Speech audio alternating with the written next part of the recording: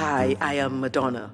Please join us for the next half hour to engage in musings and meditations on joyful leadership.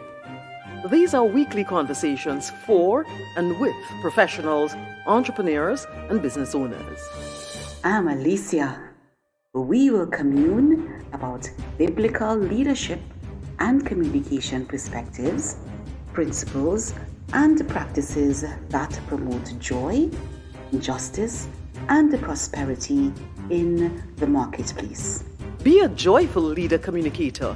Join us now on Musings and Meditations on Joyful Leadership.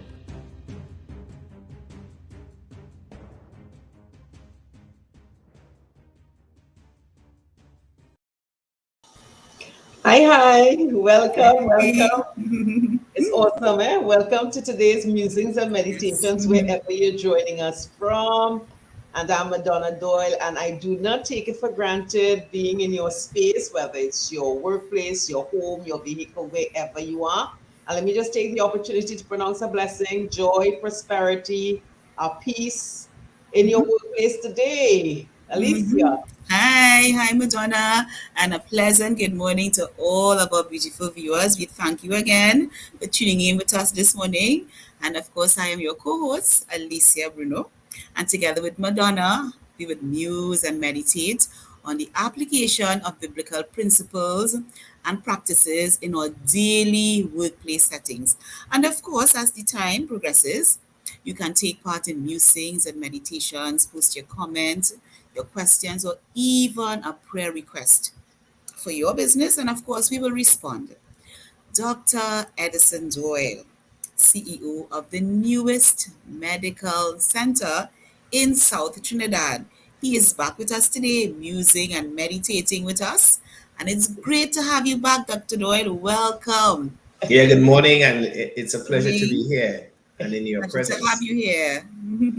Thank you. Yes. And you say good morning. Let's hope the folks in Kenya Yeah. and all over. I think they'll be connecting on evening, and and with Yes. the global reach now, it's like wow. Mhm. And then people are free to connect with us on YouTube and Facebook. That's and, right. wherever, on whatever time, whatever place. It's really, really lovely to use the technology.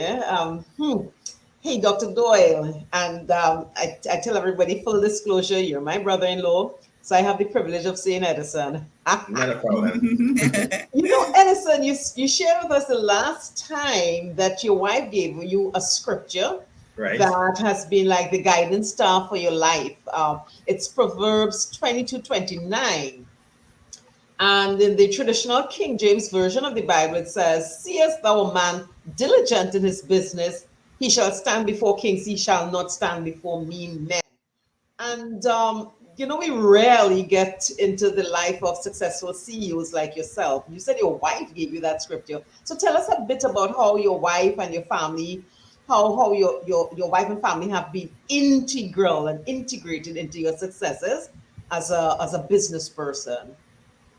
Well, something, I think I am a little different to probably most people in terms of the traditional path that one normally takes is you leave high school, you go to university, you come out of university, you get married, or you start your career, get married, and you grow from there.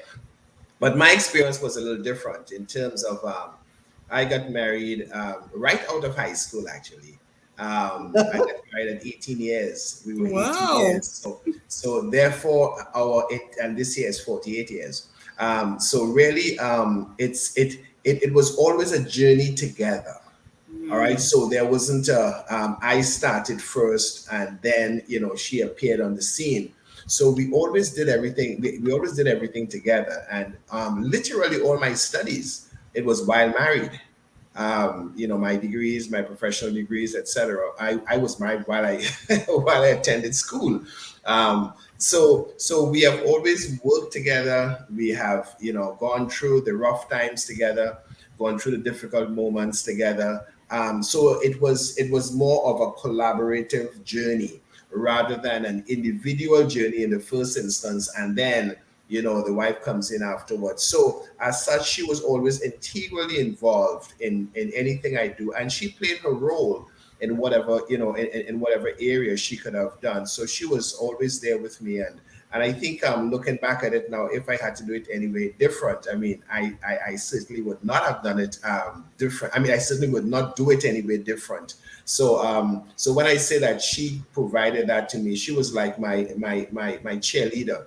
She was up front, and she was, you go for it. I will see about the home. I will see about the kids. I will see about anything you want me to see about. But you go and do your studies. You go and and build your career.